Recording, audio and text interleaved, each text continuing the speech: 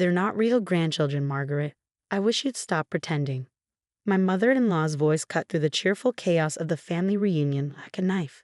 The backyard suddenly went quiet, the kind of silence that feels heavy enough to touch. I stood there, fruit salad halfway to the picnic table, watching my children's faces fall as they processed their grandmother's words. My name is Margaret Chin, and at 35, I thought I finally found my place in the Sullivan family. My husband James and I had adopted our twins, Lily and Lucas, 5 years ago when they were just 3. They were our miracle, our answer to years of fertility struggles and heartbreak. But to Victoria Sullivan, they were a stain on her precious family tree. Mom, James started, but Victoria held up her hand, her perfectly manicured nails glinting in the summer sun. I'm only saying what everyone's thinking, she continued, smoothing her expensive linen dress. The Sullivan family has a noble heritage. These children, while lovely, don't carry our blood. They don't even look like us. I set down the fruit salad, my hand surprisingly steady. Around us, cousins pretended to be absorbed in their phones. Aunts suddenly needed to check on dishes in the kitchen, and my father-in-law Robert became intensely interested in adjusting the umbrella over the picnic table.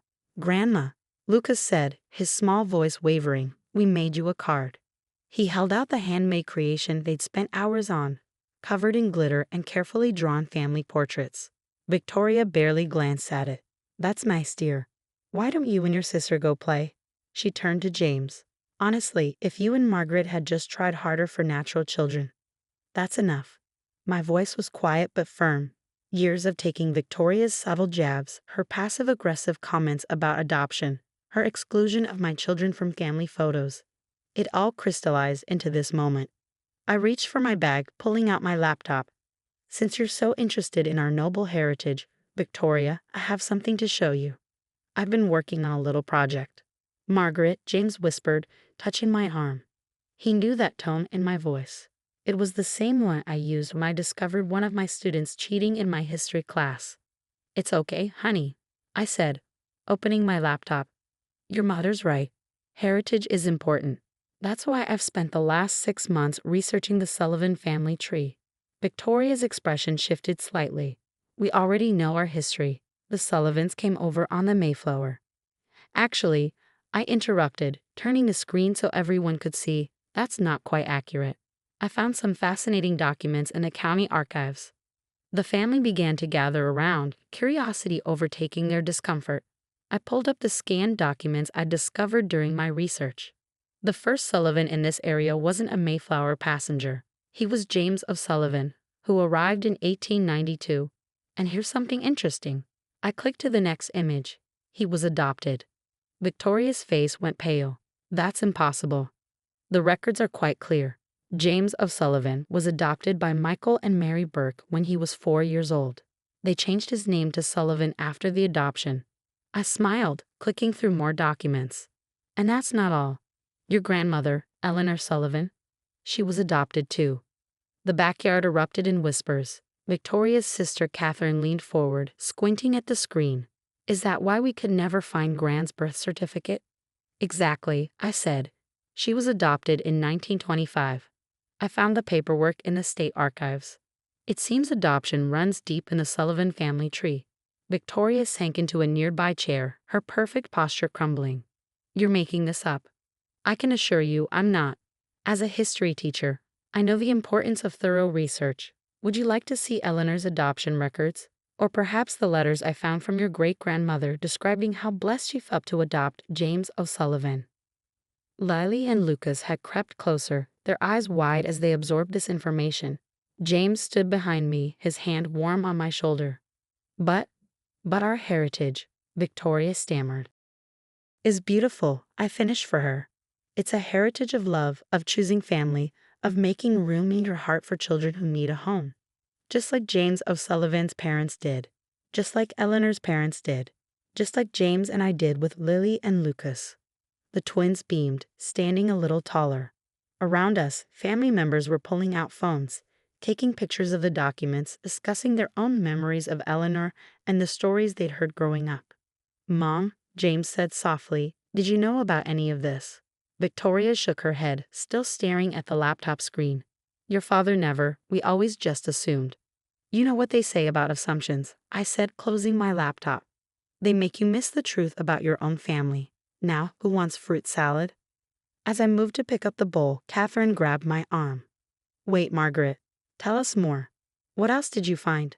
For the next hour, I shared the story of the Sullivan family, the real story. How James O'Sullivan had been orphaned in the Irish potato famine. How the Burkes had taken him in. How their love had given him a future. How Eleanor's adoption had saved her from a life in an overcrowded orphanage. How she'd grown up to become a champion for children's causes.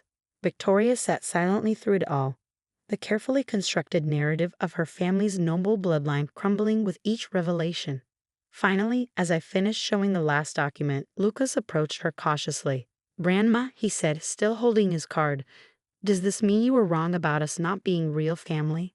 The backyard went quiet again, all eyes on Victoria.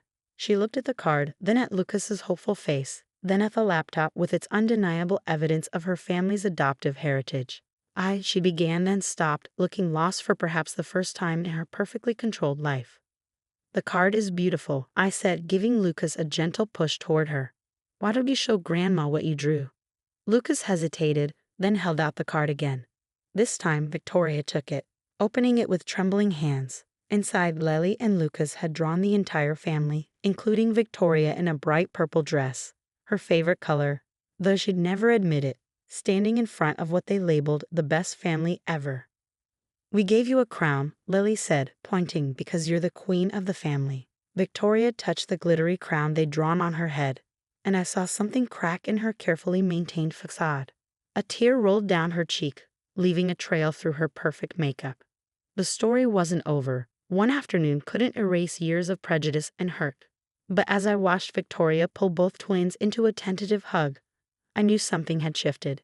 Sometimes the truth, especially about family, has a way of breaking down the walls we build around our hearts. Margaret, Catherine called from the picnic table. You have to tell us more. When did you start this research? How did you find all this? I smiled, joining the family at the table. Well, it all started when I was teaching my students about genealogy. The weeks following the family reunion brought changes I never expected. Victoria, who had previously limited her interaction with our family to formal holiday visits and the occasional reluctant dinner, started calling regularly. At first, it was just short conversations, ostensibly about the family history I'd uncovered. I found some old photographs in the attic, she said during one call. There's one of Eleanor, my grandmother. She's standing with her adoptive parents. I never knew, I always thought. I could hear the struggle in her voice, decades of pride warring with newfound truth. Would you like to come over and look at them together? I offered. The twins would love to help organize them. There was a pause, then a soft, yes, I think I'd like that. That Saturday, Victoria arrived at our house clutching 3 dusty photo albums and a box of loose photographs. She was wearing jeans, something I'd never seen before, and her usual perfectly coiffed hair was pulled back in a simple ponytail. I couldn't sleep last night, she admitted as we settled at the dining room table. I kept thinking about what you said, about choosing family. I found this letter. She pulled out a yellowed envelope with trembling hands. Lily and Lucas bounded into the room, excited to play detective with old family photos. To my surprise, Victoria didn't flinch or pull away when they crowded close to her chair. Is that you, Grandma? Lucas pointed to a faded photograph of a young girl in a formal dress. No, sweetheart, Victoria said, her voice softer than I'd ever heard it. That's your great-great-grandmother, Eleanor. And these, she pointed to the couple standing behind the girl, are the parents who chose her. Like how Mom and Dad chose us? Lily asked, her eyes wide. Victoria's hand shook as she touched the photograph. Yes, exactly like that. As we sorted through the photographs, Victoria began to share stories she'd heard growing up. Stories she dismissed or reinterpreted to fit her narrative of the Sullivan family's noble bloodline. Now, with the truth laid bare, these stories took on new meaning. Eleanor never talked about being adopted, Victoria said, showing us a wedding photograph. But she was always taking in strays. Children, animals, anyone who needed help. I used to think it was beneath our family's dignity. She looked at the twins, who were carefully organizing photos by date. I was wrong about so many things.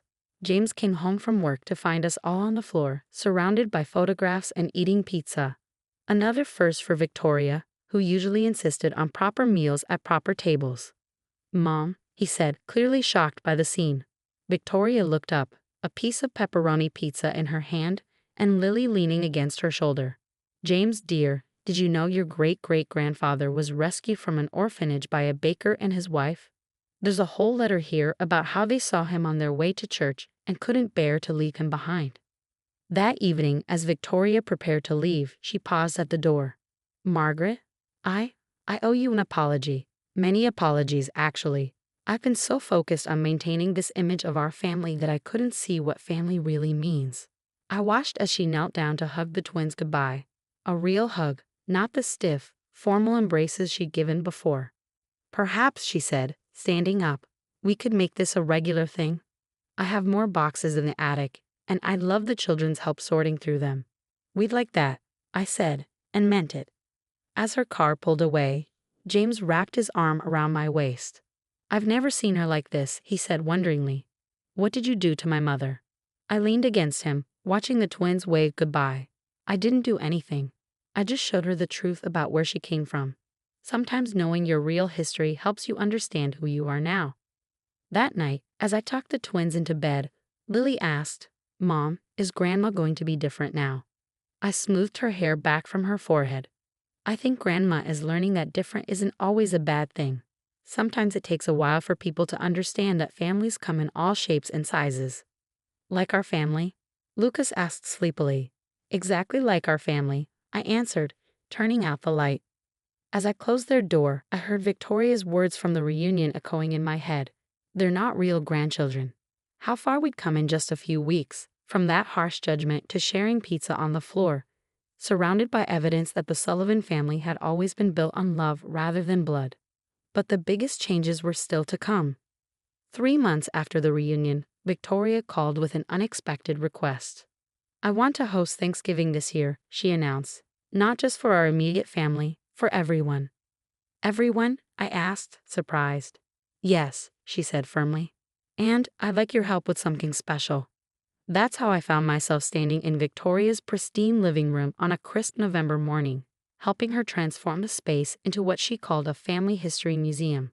We hung enlarged photographs of the Sullivan adoptions through the generations, each one telling a story of chosen family and love. The formal dining room, usually reserved for her crystal and fine china, now housed tables covered with old letters, documents, and family artifacts. But the centerpiece was something that made my heart catch when I first saw it: a massive family tree painted on canvas, with golden branches extending in all directions. "I hired an artist," Victoria explained, adjusting the lighting. "Look closely at the leaves. Each leaf contained a photograph, not just of blood relatives, but of every person who had ever been welcomed into the Sullivan family through marriage, adoption, or love." Near the bottom, in fresh paint, were Lily and Lucas's smiling faces. "It's not finished," Victoria said softly. "I left room for future additions. Family keeps growing after all." When the guests began arriving for Thanksgiving, they were greeted by this visual testament to the Sullivan family's true heritage. Victoria had invited everyone: distant cousins, family friends, even Eleanor's old neighbors who had stories to share. "Welcome to the Sullivan Family Heritage Celebration," Victoria announced once everyone had arrived. She was wearing a casual sweater instead of her usual formal attire, and her smile reached her eyes. "Today, we're not just celebrating Thanksgiving. We're celebrating every person who has chosen to be part of our family, and everyone our family has chosen in return." The twins, who had been vibrating with excitement all morning, led tours of the makeshift museum. They knew every story by heart now, thanks to countless afternoons spent with Victoria exploring family history. "This is James O'Sullivan," Lucas told a group of cousins, pointing to an old photograph. "He was adopted just like us, and he became a baker like his new dad." "And this is great-great-grandma Eleanor," Lily added proudly. "She started a children's home because she knew what it was like to need a family." I watched Victoria throughout the day, seeing how she beamed every time someone discovered a new connection or shared a forgotten story. The formal woman who had once been so concerned with bloodlines and noble heritage had been replaced by someone who understood that family was something you built, not something you were born into. During dinner, Victoria clinked her glass for attention. I have an announcement, she said, standing. I've been doing some thinking about Eleanor's legacy. She paused, looking around the table at all the faces, blood relatives, and chosen family alike. I've decided to establish the Sullivan Family Foundation. We'll provide support for families going through the adoption process, helping them give children the same gift of family that James O'Sullivan and Eleanor received. The room erupted in applause. James squeezed my hand under the table, and I saw tears in his eyes. Margaret, Victoria continued, turning to me, I'd like you to help me run it. Your research skills and your heart for family, they're exactly what this foundation needs. I felt tears welling up in my own eyes. I'd be honored, I managed to say. And she added with a smile, I thought we could start by helping the Martinez family down the street. They're trying to adopt their foster children, and I hear they could use some support. Later that evening, as the gathering was winding down, I found Victoria sitting in her study, looking at the family tree. You know, she said without turning around, I spent so many years trying to prove we were special because of our bloodline. I never realized we were special because of this. She gestured to the photographs. Because generation after generation, our family chose love over everything else. She turned to me then, her eyes bright. Thank you, Margaret, for not giving up on me, for showing me what family really means. I hugged her, this woman who had once made me feel so unwelcome, and who now felt truly like a mother-in-law, like family. Grandma, Lily called from the doorway. Uncle Pete is telling the story of the Sullivan family circus performers. Come listen. Victoria laughed, a real, joyful laugh. Did I tell you I found more documents about that? Apparently, Eleanor's adopted parents met in the circus. As I watched her hurry off with Lily, I thought about how far we'd come. The woman who had once declared my children weren't real grandchildren was now their most enthusiastic champion, their keeper of family stories, their beloved grandmother in every way that mattered. James found me still standing in the study. Happy? He asked, wrapping his arms around me. Very, I replied, leaning into him. Your mother asked me earlier if I'd help her organize an adoption support group at her country club. He chuckled. From not real grandchildren to adoption advocate, who would have thought? Sometimes, I said, watching through the doorway as Victoria sat with the twins, showing them old circus photos. The best family stories are the ones that surprise us the most.